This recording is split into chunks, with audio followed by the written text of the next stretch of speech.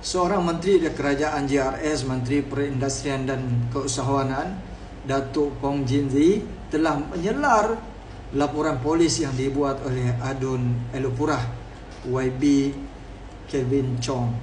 Dia kata laporan polis itu adalah pelik dan juga merosakkan keyakinan pelabur.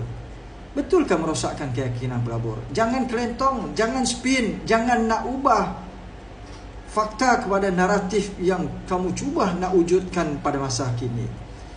Pada tahun 2022, lebih tepat lagi pada 30 November 2022, kamu pun ada, Haji Ji pun ada, dalam satu majlis diumumkan bahawa ada sebuah syarikat E-Steel ataupun Green Steel akan membuat pelaburan dengan jumlah 31 bilion di Taman Perindustrian Minyak dan Gas Sepitang Sogip. Dan pada ketika itu dalam media melaporkan bahawa permulaan proses fasa pertama untuk membina kilang ini akan bermula pada suku keempat tahun 2023 dan akan disiapkan pada suku keempat tahun 2025.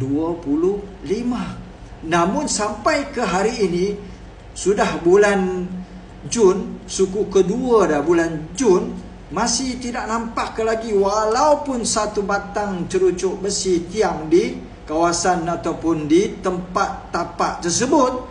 Jangankan kilang, satu tapak tiang pun belum ada. Bermaksud, sebab itulah Adun daripada Elupura, Kelvin Chong, terpaksa membuat laporan polis untuk pihak berkuasa menyiasat. Kenapa ini boleh berlaku sedangkan kerajaan ataupun pada masa itu media telah melaporkan akan bermulanya proses membina kilang pada fasa pertama sekitar suku keempat tahun 2023. Nah, YB Datuk Pong, saya nak bacakan kenyataan begini.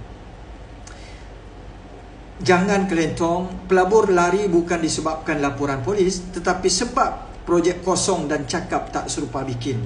Yang pertama, pelabur takut datang ke Sabah kah? Tanda soal. Tidak. YB Pong, jangan pusing cerita bah. Bukan laporan polis yang buat pelabur takut, tetapi ketelusan yang dipertikaikan. Kalau projek betul-betul kukuh, telus dan ada kemajuan, kenapa takut dengan laporan polis? Kenapa risau dengan laporan polis? Kalau laporan itu tiada asas, biar siasatan dilakukan dahulu, dibuktikan dahulu. Apa yang kamu nak sembunyikan? Ini kenyataan daripada YB Adun Elupura, Kelvin Chong. Maka siasatlah dulu, buktikanlah dahulu bahawa laporan itu tidak ada asasnya. Jangan nak kelentong, jangan nak menyatakan itu pelik dan merosakkan keyakinan pelabur. Pelabur tidak akan lari, tidak akan takut datang melabur ke sebuah negara yang kompeten pemerintahannya, negara yang makmur, negara yang tidak bergolak, tidak berperang.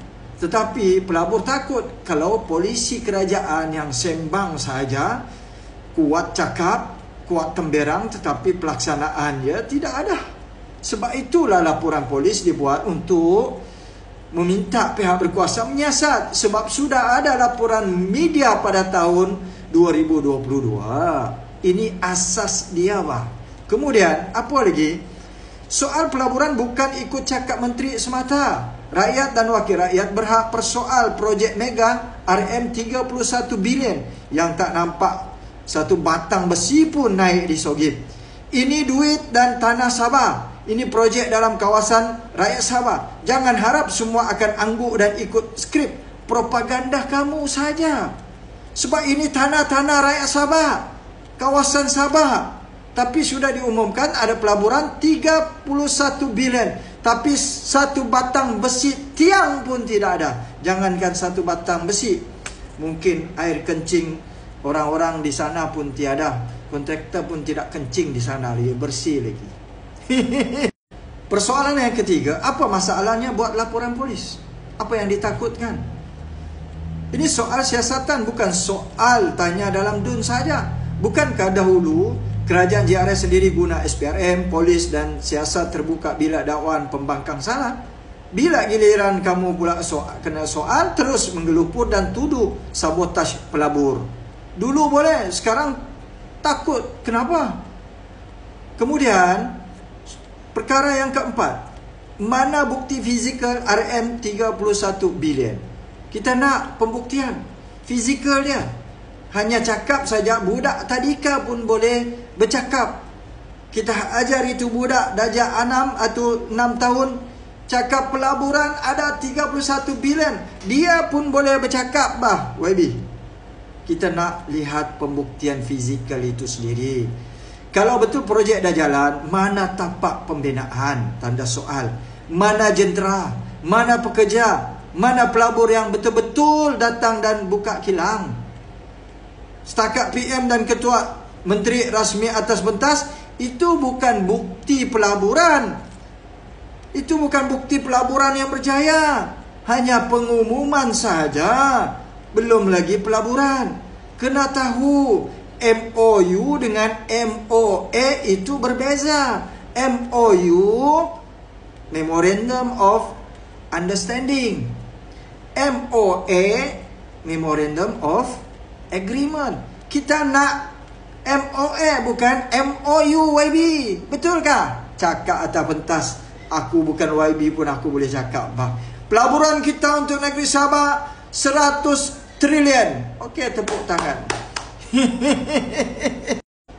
Umum konon banyak projek 31 bilion atas kertas saja.